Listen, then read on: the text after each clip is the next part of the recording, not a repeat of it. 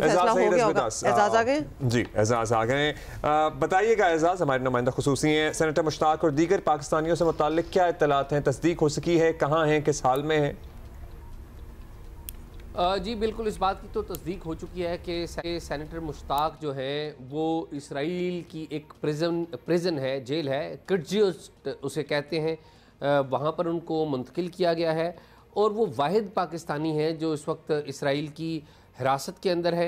और उनको जेल में भेजने की जो बुनियादी वजह हमें पता चली है, वो वजह ये पता चली है कि जितने भी फ्लोटेला के ऊपर, स्मूथ फ्लोटेला के ऊपर जितने भी अफराद वहाँ पर आए थे, उनको गिरफ़्तारी के बाद इसराइली फोर्सेस ने कुछ दस्तावेज़ात दी जिनके ऊपर ये लिखा था कि उन्होंने वो तस्लीम करते हैं कि उन्होंने इसराइली टेरिटरी को गैर कानूनी तौर पे क्रॉस किया और वो अपनी गलती मानते हैं और इस तरह की कोई इबारत दर्ज थी।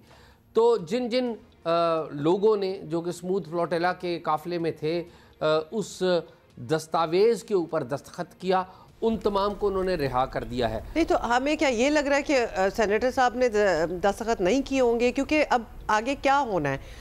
एजाज, क्या हुकूमत पाकिस्तान जो है वो सेनेटर मुश्ताक की रिहाई के लिए कुछ कर रही है? अब तक कोई मुस्बत पेशरफ्त हुई है या नहीं?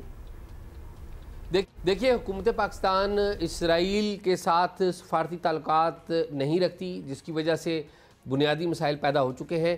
ताहम हुकूमत ओमान के ज़रिए, ओमान में जो अपना सफारतखाना है और कुछ यूरोपीय ममालिक हैं जिनके इसराइल के साथ बड़े करीबी ताल्लुकात हैं, उनसे इंसानी हमदर्दी की बुनियाद के ऊपर डॉक्टर जो मुश्ताक हैं, सेनेटर मुश्ताक हैं, उनकी रिहाई की कोशिश कर रही है। अच्छा, ये बताइएगा प्रोसेस क्या होगा? पाकिस्तान तो ज़ाहिर है अपने शहरी की वापसी चाहता है, लेकिन हम इसराइल को तस्लीम नहीं करते, तो पासपोर्ट वाला रास्ता तो कोई है नहीं, तो फिर रिवायती तरीके से किस तरह हवाले किया जाएगा? गैर रिवायती तरीका होगा, डिपोर्ट किया जाना है?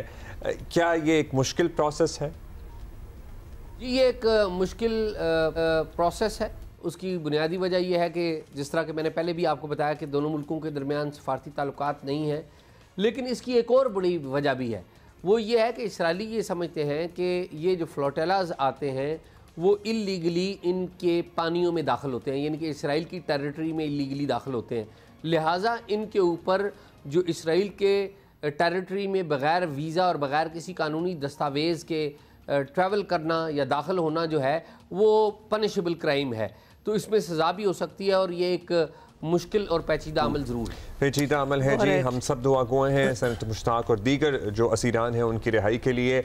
इसी पे बात करते हैं। 2 साल मुकम्मल हो गए हैं आज, चूँकि 7 अक्टूबर है और जाहिर है फाइनली 2 साल बाद ऐसा मौका मैसर आया है दुनिया को कि कोई उम्मीद पैदा हुई है कि मुज़ाकरात के ज़रिए जो मुजव्वज़ा अमन मुआहिदा है या डील है उसके तहत शायद सीज़ फायर हो जाए, लोगों की जानें बच जाएँ, जो जिंदा रह गए हैं उनको कुछ सुकून मैसर आ सके और मसला फ़लस्तीन का भी कोई हल निकले। और 2 साल जो है ना, वो कहने को तो 2 छोटे से साल ही लगते हैं, बट जो वहाँ हुआ है, मतलब 2 दिन भी इट वॉज टू मच, और हमें भी नहीं लग रहा था कि ये इतनी बात आगे तक बढ़ जाएगी।